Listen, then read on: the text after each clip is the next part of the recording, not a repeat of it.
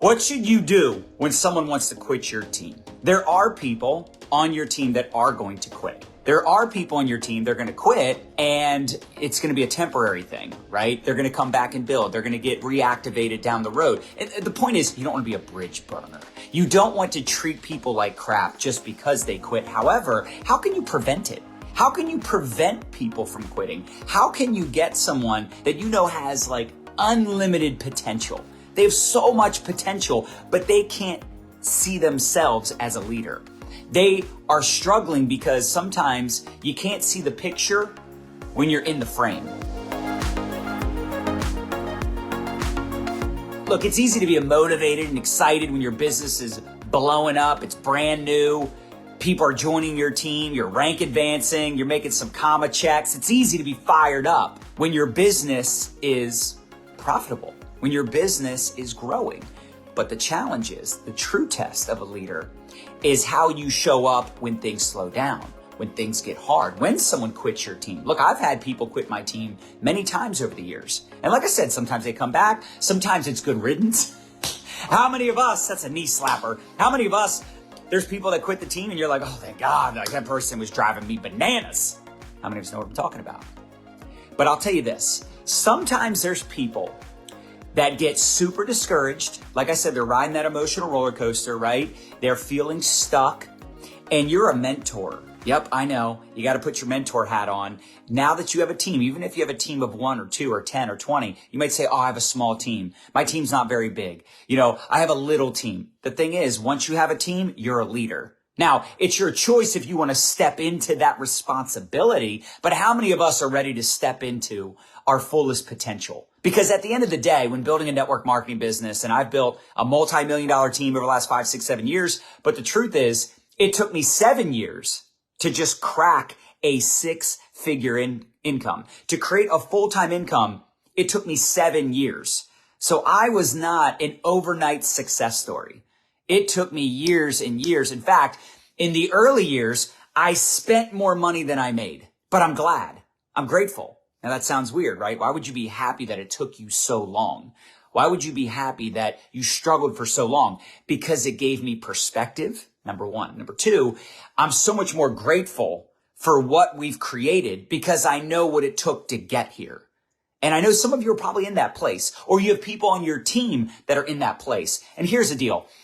I don't like convincing people to join my team. I don't like convincing people to buy my products. I don't like convincing people to stay in my business. Like I said, some people, when they're like, hey, I'm going to quit, you're like, okay. So there are some people where you're like, hallelujah, thank God they're gone. But I feel bad saying that. But it's true, right? You're just like, oh, thank God this person quit the team.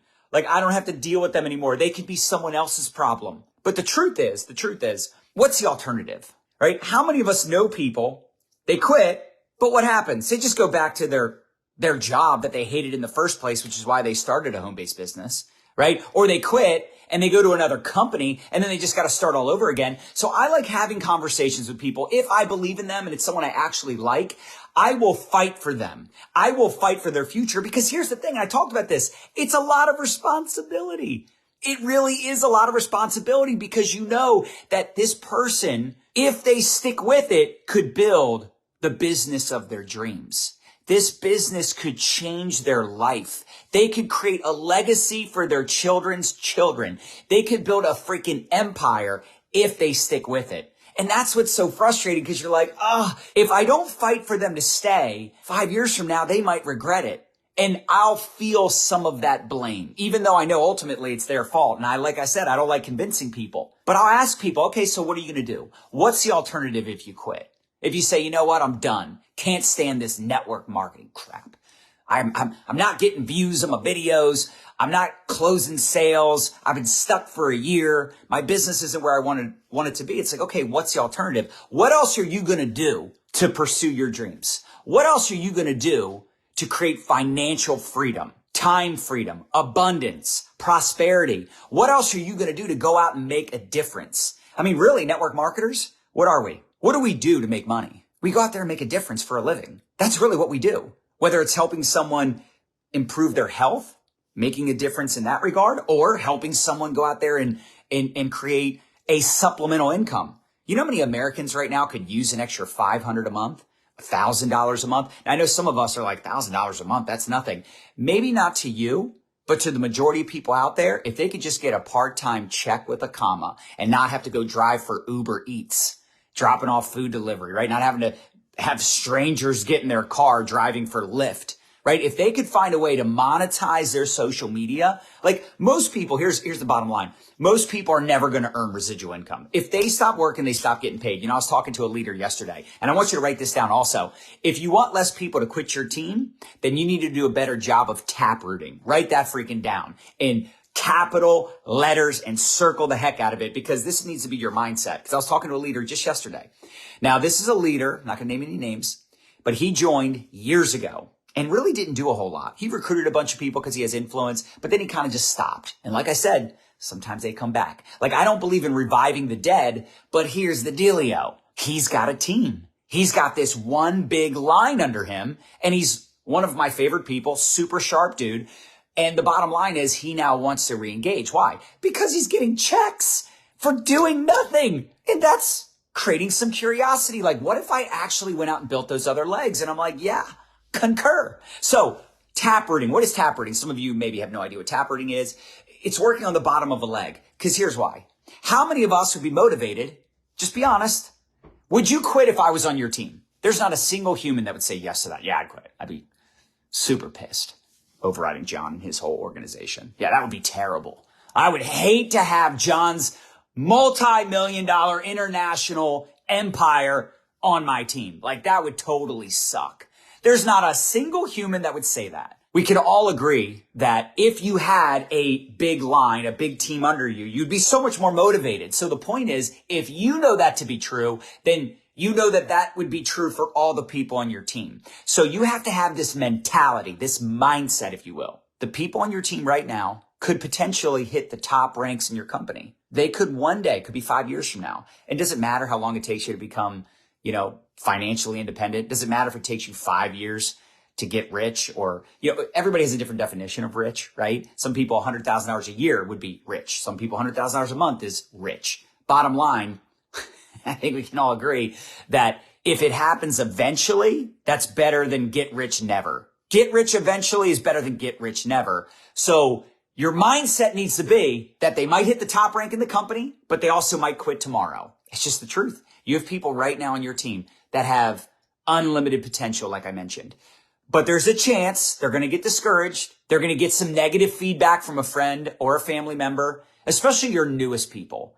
Maybe people have been around for a few years, like they're locked in. Now, you still want to work with them. That doesn't mean you just like, you're good. I don't need to worry about you. Because look, write this down. You are looking for people that are high production and low maintenance. People don't like to struggle. They don't like to fail. Here's how I know that. My son is an example. He loves baseball, but anytime he struggles, he hates pitching, or he's mad because he's not performing. He gets frustrated when he's having a bad game, a bad tournament, a bad week. And by the way, that's called normal. So nobody loves the struggle, but the truth is it's just a part of the game. It's a part of building a business like this. So embrace the suck. You're going to struggle. However, as Nadya would say, if you have someone under you, if you have new people joining your business, you have people on your team that are earning income, if you have people on your team that are winning, if you have people on your team that are out earning you, how much more motivated are you versus being a team of one?